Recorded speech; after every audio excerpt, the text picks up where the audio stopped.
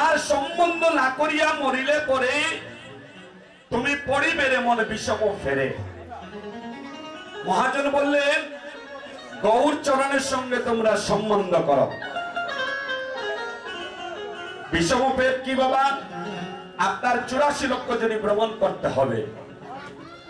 আচ্ছা, আস্তে আস্তে কথা বলবেন না। কীর্তন যখন করবো, গান গাইব, আমরা সবাই সম্মিলিত হয়। হরিবল। আপনাদের পায়ে ধরে 2-4টা কথা বলছি।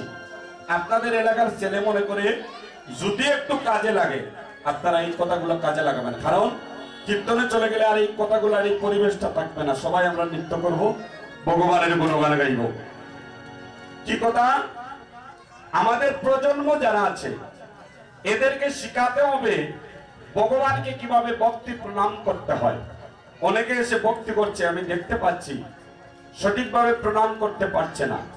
লক্ষ্য করুন, 2 জনকে যাইয়া আরো বলবেন ভগবানের বিগ্রহকে যদি প্রণাম করেন, এইগুলা কথা বলার কথা কীর্তনিয়ারা, এগুলা কথা বলার কথা গীতা পাঠক যারা আছে, শিক্ষক সমাজ যারা আছে, এবং যারা ভগবানের গুণগান গায়, এদের এই কথাগুলা বলার কথা। কি কথা? আমরা যারা প্রণাম করব ভগবানকে, কোন দিকে? বিগ্রহ কোথায় রেখে? বিগ্রহকে বামে রেখে প্রণাম করব। ভগবান যেমন নারায়ণ, রাম, কৃষ্ণ, গৌরাঙ্গ মহাপ্রভু প্রণাম করব বামে রেখে। আর দেবদেবীকে যদি প্রণাম করি, ডানে রেখে প্রণাম করবে। আর বাবা মা গুরুদেবকে যদি প্রণাম করেন, কিভাবে? সোজা হয়। আর একটা কথা, এখানে কারা দীক্ষা নিয়েছেন? কারা হাত উঁচু করেন তো দেখি, যারা দীক্ষা মন্ত্র নিয়েছেন। আচ্ছা আচ্ছা, এই কথাগুলো খুব দরকার, এর জন্য বলে আমি কীর্তনে চলে যাব। যারা দীক্ষা নিয়েছেন মনে রাখবেন, সম্প্রদায় মুক্ত গুরুদেব ছাড়া কারো কাছ থেকে দীক্ষা নেবেন না। যারা প্রসাদ পুঁজি নয়, এদের কাছ থেকে দীক্ষা নেবেন না। সদ্গুরুর চরণে আশ্রয় করবেন। গেল এক কথা। দ্বিতীয় কথা, যাদের উপযুক্ত হয়েছে সন্তান, এদেরকে দীক্ষা দেওয়াবেন। অদীক্ষিতাং লোকলং দোষাং। চৈতন্য চরিতামৃতে বললেন হরিভক্তি বিলাসে, যে যারা দীক্ষা মন্ত্র নেয় না তাদের ভজনের অধিকার হারিয়ে ফেলে। আর একটা কথা, যারা কীর্তন গায় তারা যদি কন্ট্যাক্ট করিয়ে যদি কীর্তনে যায়, হরিভক্তি বিলাসের মধ্যে স্পষ্ট ভাবে লেখা আছে তাদের গলার মধ্যে অসুখ হবে। বুঝতে পেরেছেন? গলার মধ্যে কি হবে? অসুখ হবে। আরো আছে যারা দেখেন, আজ আমাদের সমাজে আমাদের সন্তানরা আত্মহত্যা করছে, আমাদের বর্তমান প্রজন্মরা আত্মহত্যা করছে, আমাদের সন্তানরা লাঞ্ছিত হচ্ছে, ধর্মান্তরিত হচ্ছে। হচ্ছে না? ওই সন্তান তো হবে, পিতা মাতার বদনে চুনকালি লেপন করছে। ওয়ারে তো কথা। যাদের সন্তানরা আপনার সনাতনী ধর্ম সম্পর্কে কিছু জানবে না, কিছুই জানবে না, সে আত্মহত্যা করবে, সে ধর্মান্তরিত হবে। কারণ মিষ্টি দেখেছেন? মিষ্টি, মিষ্টির আর নাম কিটা? মিষ্টি খাইছেননি? মিষ্টি চিনেন তো সবাই? দেখি কারা কারা চিনেন, হাত উঁচু করেন তো। মিষ্টি মিষ্টি এই কয়েকজন চিনেন, আর কেউ চিনেন না? হ্যাঁ, রসগোল্লা। মিষ্টির আর এক নাম হইল রসগোল্লা। আপনারা চিনেন না? অনেকে ডরাইয়া তুললা না কেন? যদি আবার কিছু বিপদ বলে তুলিয়া।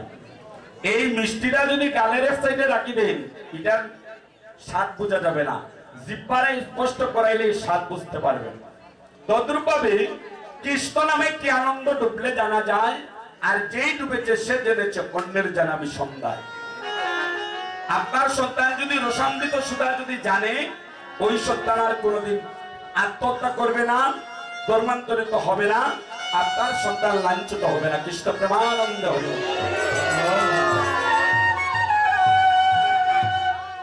তাহলে সন্তানকে আবার আর একটা জিনিস দেখবেন, কথাগুলো আপনারা যদি একটু খারাপ লাগে তারপরে শুনুন। আর আমরা মোবাইলে যত সময় দেই, সবার কাছে মোবাইল আছে না? মোবাইলকে যত সময় দেই আমরা, এই সময়ের কিঞ্চিত পরিমাণ যদি গৌর চরণে দিতাম, আমার মনে হয় মরার সময় আর কোনো চিন্তা করা লাগতো না। হরিবল। দেখবেন বৌমা যদি মোবাইল চালায়, এখনকার শাশুড়ি মা তারা হয় বৌমা গো আমার একটা ফেসবুক আইডি খুলিয়া দাও। বৌমা মোবাইল চালাচ্ছে, ফেসবুক চালাচ্ছে, আর শাশুড়ি কি বলছে আমার একটা ফেসবুক অ্যাকাউন্ট খুলিয়ে দাও। বলে কি তার লাগি? বলে আমি একটি স্টার জলসা স্টার মুভি একটু দেখতাম। হরিবল। এটা বড় কথা নয়। দেখুন আপনারা পজিটিভ দিকটা দেখতে হবে যত সময় দেয়। দেখুন এই আপনারা যে ভক্ত সঙ্গ করছেন, এই ভক্ত সঙ্গ করে অসুর হিরণ্যকশিপুরের ঘরে যত্র বীর্য তত্র পরাক্রম, অসুরের ঘরে অসুর হয়। কিন্তু এই ভক্ত সঙ্গ করার কারণে হিরণ্যকশিপুরের স্ত্রী কয়াতুরানী, পূর্বের সব সন্তান হয়েছে লাট হলাদ, সবাই হচ্ছে অসুর, আর প্রহ্লাদ হয়েছে কৃষ্ণ ভক্ত। একমাত্র এইভাবে সাধু সঙ্গ করা।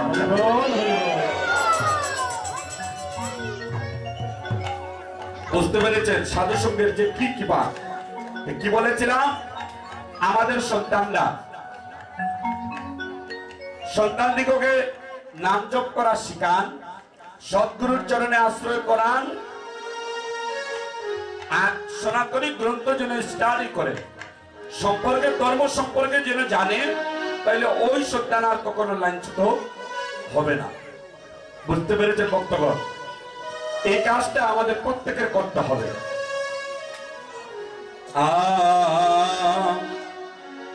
আমরা কিছু লীলায় যাব, আবার কিছু কথা বলবো।